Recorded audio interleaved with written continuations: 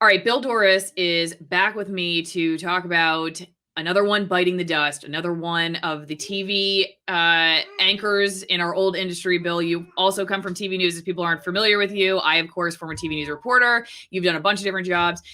This woman, Kari Lake, kind of made the rounds several months ago when she posted her I Quit video on Rumble, and now PragerU has picked her up and had her film one of these stories of us that they post. And I was going to play a little bit of it. We're going to have a short clip here for the YouTube audience. So if you're watching this on YouTube, the full video will be on my other platforms. So if you hear the producer, by the way, that's her telling you, go to one of my other platforms and stop just watching on YouTube. Exactly. Thank you.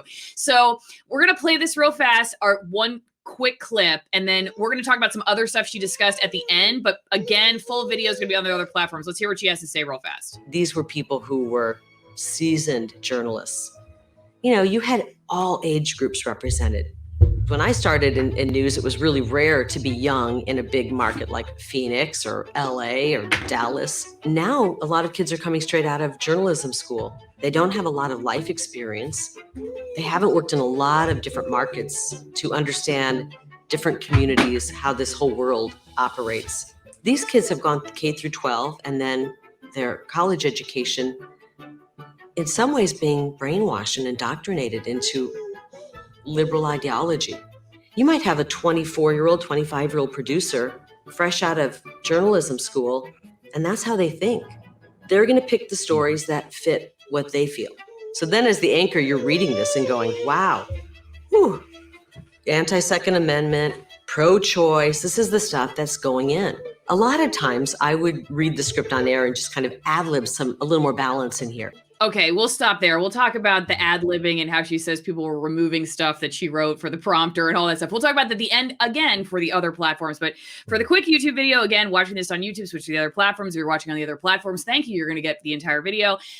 I will say this. I noticed just in the amount of time that I was in my newsroom, Bill, that the average age of the employee went from, say, mid-40s to mid-20s. Like, even just within a couple of years that I was there, it was very common for people to have been in my newsroom for minimum a decade, but average, I would say probably 2 decades. And then we had people around us that had been 40 years in that one station, not even just in the business.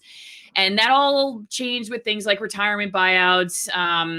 The infrastructure of the newsrooms changed a lot. So they didn't want to work in those newsrooms where you had to have stuff faster and shorter and you didn't have time to, really focus on stuff. What did you think about that, her saying that?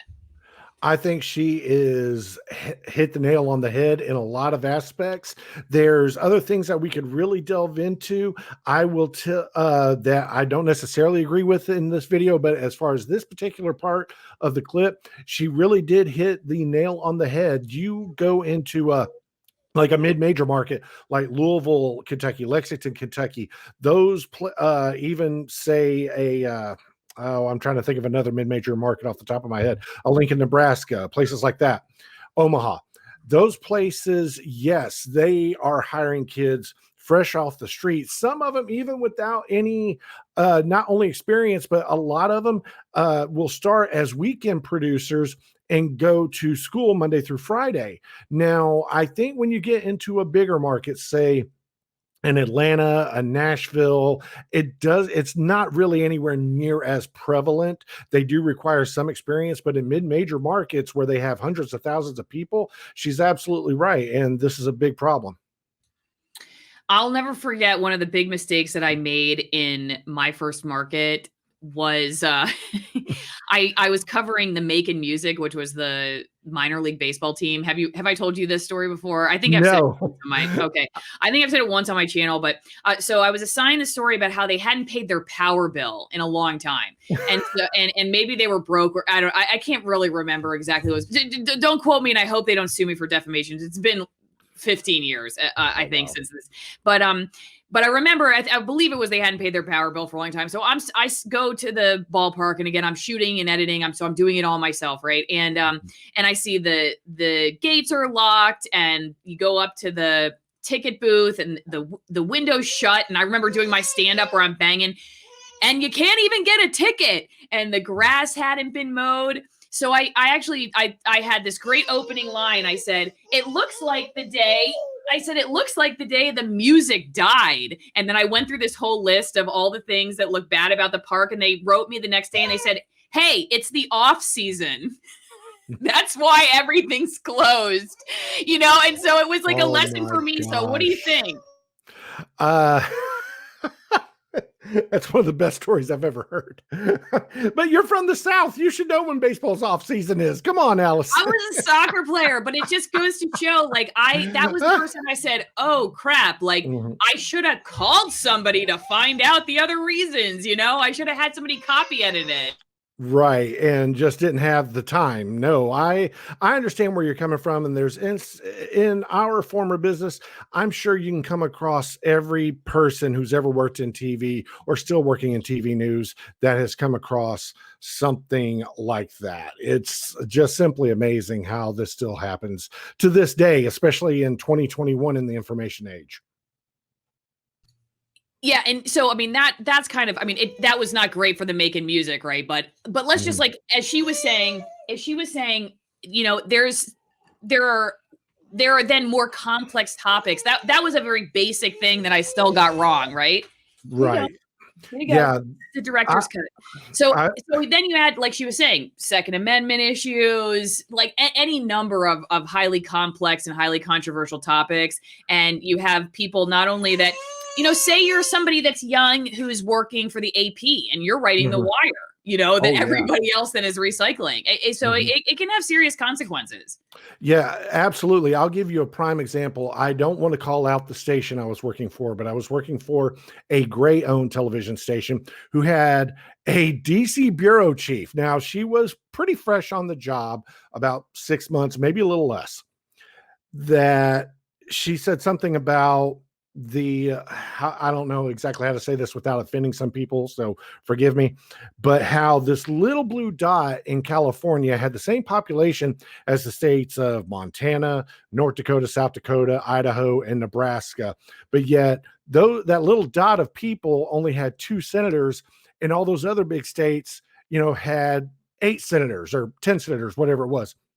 And I had to explain to her, yes, but that little dot in Los Angeles, they have 28 congressional seats.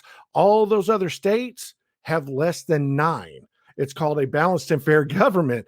And she goes, really? And I said, how do you not know this? This is your job. Were you not taught basic government and civics in college? How did you not know this, but how did you think that was, how did you not know this getting this job? And how did you also not know this?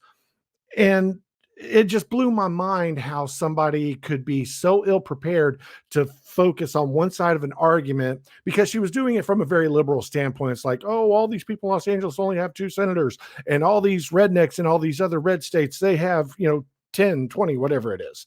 And it just blew my mind. Well, I was a history major, and I think that was my saving grace because I learned about history. So I had something to kind of fill in the blanks with how things got to be the way that they are today. But I also just wasn't indoctrinated into the way journalism has to be. So I didn't know what I didn't know. And I think part of that allowed me to kind of be a rule breaker in a good way, because I didn't have that conformity side to me. I'd never learned how to be a journalist in that sense. I feel like being a history major in a lot of ways helped me be a critical thinker. No, I agree. I call you journalism's last outlaw. Thank you. I appreciate it. That needs to go on. I'll plug my photo with Ozzy Osbourne. I don't know if anyone can see this.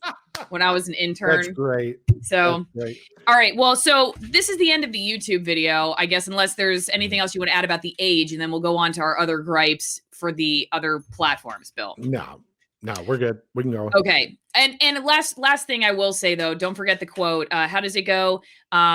Good judgment comes from experience, and experience comes from bad judgment. Right. And so if you have no life experience and you haven't met a lot of different kinds of people, and you just haven't lived and haven't been humbled by life, then you can walk into no matter what the workplace is and think that you know everything. And the problem with being a know-it-all as a journalist is you're not asking questions that are really important, understanding what's going on around us.